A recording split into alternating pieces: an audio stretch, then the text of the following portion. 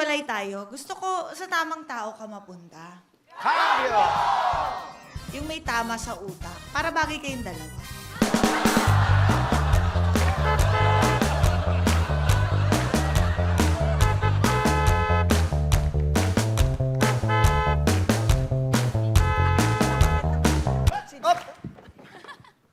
Yung relationship namin parang Christmas tree. Masaya tignan pero hindi papansinin ng isang taon.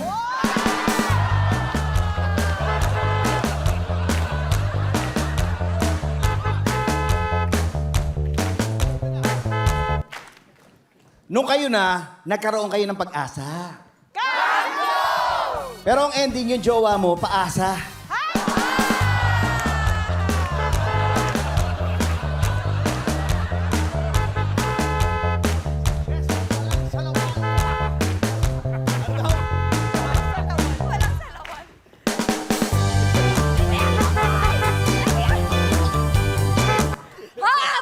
Okay. Alam nyo, ang dami namin Christmas light sa bahay, kaya ang liwanag talaga doon. Pero yung love life ko, brown out pa rin talaga sa totoong buhay.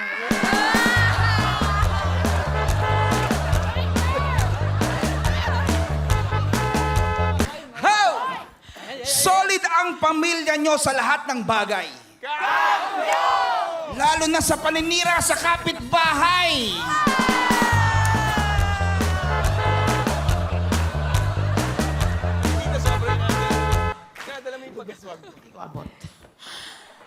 Gusto ako ng parents ng crush ko.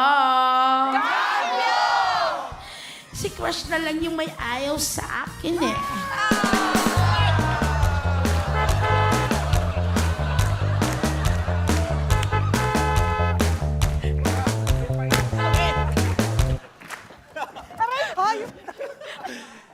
Ang saya mo mga Arling dahil kasama mo si Crush. Pero nung nanligaw ka, ang sabi niya, patawan.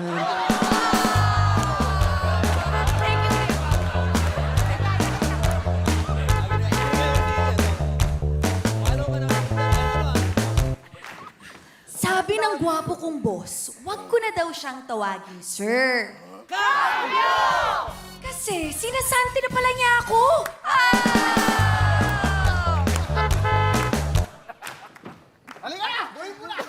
Sorry. Namigay ako ng hope and love dahil Pasko. Pero ang natanggap ko, puro anxiety at red flag.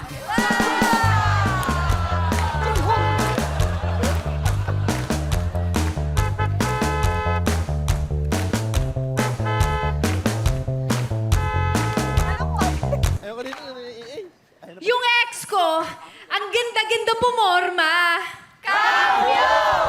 Sayang lang, hindi terno sa ugali niya.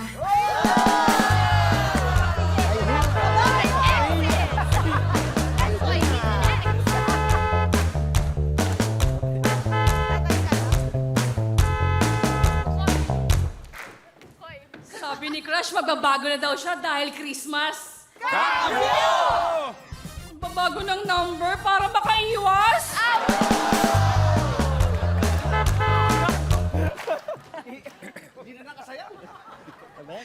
Ang bait-bait ng crush ko sa online. Wow!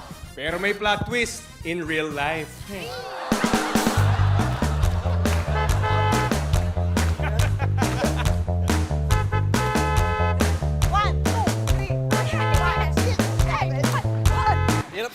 Guys, ang taas ng grade ko sa essay writing! Wow! Salamat, ChatGPT.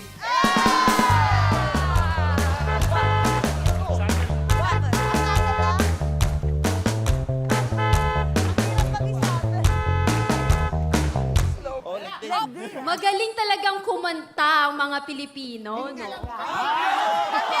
Lalo na ang mga nagigipit na korap na politiko!